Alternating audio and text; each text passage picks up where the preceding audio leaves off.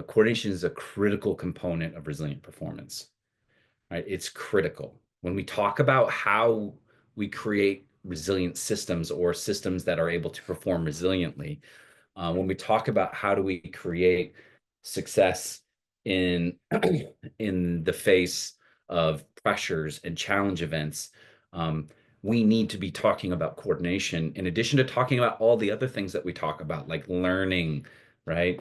And all those other aspects of like HOP or safety 2 or resilience engineering or HRO. All of these things require some level of coordination, and I think it's something we need to understand and get really good at.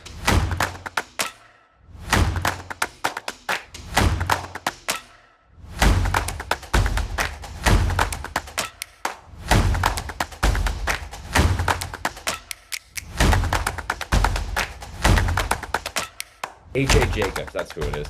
And his book Thanks a Thousand, where he actually decided to thank every single person like personally, face to face, who had a hand in making his cup of coffee in the morning.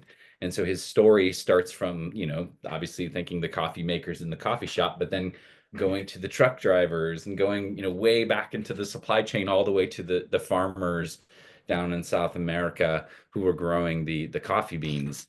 And so again, and just the amount of effort it took for him to track that down, and all the people involved, we just don't appreciate, we don't see. And it shows to me how important this idea of coordination and synchronization is. But again, I think we take it for granted. So joint activity, you can see a definition there: an extended set of behaviors that are carried out by an ensemble of people who are coordinating with one another. Very simple. One of the things that's really important here when we talk about joint activity or coordination is notice that there doesn't have to be a pre-established relationship, right? So this is agnostic to whether I even know this person's name, right? But the coordination is necessary, that the actions are interdependent, the people are working together. This picture here where you see a simple transaction happening, right? You see someone's buying something and they're getting something in return, right? Notice the assumptions that are being played out and reinforced just in this simple picture, right? So you have one person who's holding a bag and smiling at the person and, ostensibly like handing the bag to them, and also holding this like machine at them. Like take that action, that frame of that individual doing those things in a vacuum, and just, what on earth is this person doing? Like, what are they doing? Like, what's in that bag, and why are you handing it to me? And what's this machine for? Um, and then the other person's taking their phone and, they're kind of like holding it. Well, we know just by looking at it, we can probably guess that, okay, the phone is probably being used to purchase. It's probably like a Apple Pay or something like that. And it's a tap situation with that machine that she's holding. And the thing in the bag is probably what the person's buying. But how did you know that? You knew that because you developed something that researchers in coordination and joint activity call common ground. You have common ground with people that you do transactions with. And so as a result, you don't have to talk about in advance, like, okay, so I'm going to hold out my phone to you, but I'm not giving you my phone. I'm just going to use it to pay for something. And so you're going to hold out something else that's going to allow my phone to pay for it. And then you're going to give me something in return, right? Like, you don't have to have those conversations. It's just taken for granted, right? That's common ground. And so that common ground we have with various human beings, people we've never interacted with, allows us to coordinate and get stuff done in very smooth, efficient, and reliable ways. It's not really why you're here. You're here because, like, hey, what does this have to do with safety or reliability or whatever, right? So a model of capacity, or a model of resilience, that was shared by Woods and Reithwal, excuse me, back in 2009.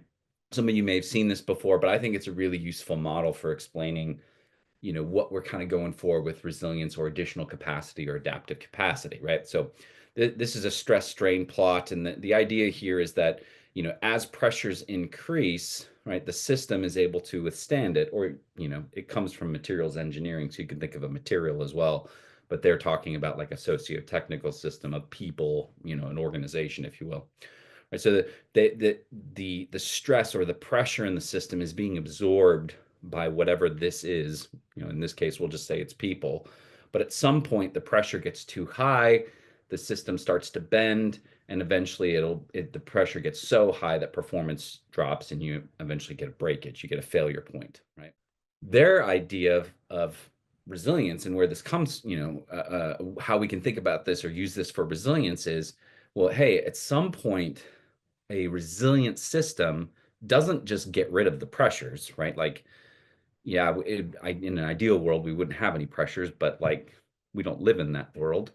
Um, so, what do we do? Well, what we do is that at some point when we start to recognize, hey, we're bending, things aren't going as well as we want, there's a restructuring that happens. And so the idea is that you would, be able to continue to extend your performance in the face of those pressures, at least temporarily, to be able to manage it, right? So this is the idea of adaptive capacity. So the adaptive capacity, it comes from our ability to restructure, right? We can adjust what we do, we can replan, we can revise what we are doing over time. Where does this restructuring come from? Think about that for a second. Like, what is this restructuring? What is this adaptive capacity?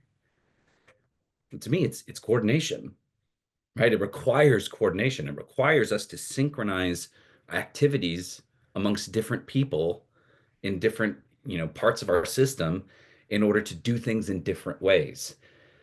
It requires common ground to be able to quickly identify, hey, we got a problem here. Because if I have to explain to you everything that's going on, you are, it's going to take a lot of time and maybe too much time, and we get to the failure point. Our ability to synchronize amongst people and activities across the network of our system, right? That really is going to be helping us get things done. The challenge for us, though, is if you're like me in, my organization, yeah, coordination just within my organization is a challenge, right? The problem I think we have is that increasingly, you know, we are not just coordinating within our organizations, we are coordinating across boundaries. More and more in our society, we are seeing coordination having, organizations are increasingly, becoming globalized, outsourcing. We're using more contractors, we're using more consultants. Our customers are having demands on us. Supply chains are getting much more complex. And so we are having this coordination happen. It was always kind of happening, but it seems to be happening more and at bigger scales. And so it's creating these new potentials or new challenges for us and new opportunities for failure. I think there's this like kind of dichotomy that we probably all heard of, like coordination is imagined versus coordination is done, right? Hey, this is what we do. We just deliver things. They tell us what they want and we just deliver it, right? Everything's easy and it's perfect and it works exactly as we thought it did. We're not going to do the work ourselves. So we'll just hire a third party to do it, give them the specifications, and we get exactly what we asked for. And it's fine. You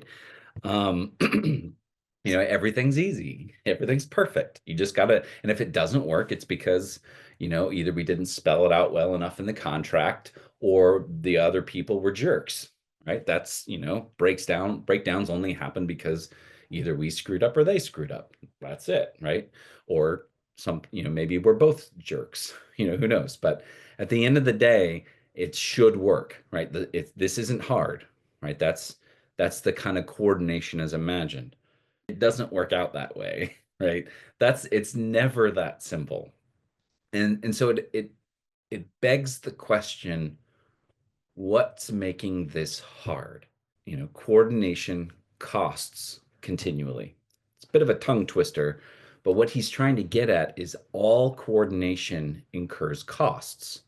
When I have to do something through other people, there is a cost associated with it. That cost could be in terms of time to communicate, expectations. It could come in the form of, hey, just physical boundaries with people. Maybe hey, they're not going to do it as well as I would. They're going to do it a different way than I would, and so there are costs associated with this. There's costs even associated with, I have to keep an eye on that person now, right? So even think of a contracting relationship where I have to have a monitoring function for that activity that maybe I didn't before. This just isn't working the way we want it to, right? Um, the cross-boundary coordination that we're seeing that's keeping our systems running is often done in ways that we don't know about, right? Now we know about it because probably everybody on this call participates in it to a degree, but you don't know everything that's going on, right? Which again creates a challenge. Go back to that observability issue. If you don't know that LaRonde is doing X, you know, and so, but you think she's doing Y because Y is what's written in the procedure, you're going to adapt based on that assumption when she's actually doing X, and now all of a sudden you're working at cross purposes. And, this is not a trivial thing, right? When people are adapting based on the assumption that no one else is adapting, there's been actual incidents that have happened because of that. I think we need to design for observability, right? So how can we make it easier for us to be able to see and observe what others are doing and for them to observe what we're doing? And not just what we're doing, but the why behind it, right? So if they could have an idea of what our mental model is, that's what facilitates common ground. Hey, I'm doing X because I'm trying to meet these goals over here. And that helps you anticipate that not only am I going to do X, well, if you're doing those goals, you're also going to need to do Y and Z afterwards. So you can see where I'm going to go a few steps into the future, which helps you sort of adjust your performance based on that, right? Especially in high tempo situations where we may not be able to talk to one another, being able to anticipate, okay, if you do this, that means this is going to happen, is really, really valuable. I think we might want to consider what we would call a host function, right? So like a person, it doesn't have to be a dedicated, like this is all they do, but like a person or persons who are the host for that situation, right? If you think of what a host does, the host doesn't dictate everything that happens, but they create space for the kinds of interactions that they would like to have, right? And that's, I think, the way we should be thinking about this. What are the kinds of interactions we want to have, and how are we designing with that intention? How are we creating environments, whether it's physical environments, whether it's situational environments, technological? I mean, there's all kinds of things we could be thinking about. And I think we need, that's a big step in us taking this seriously.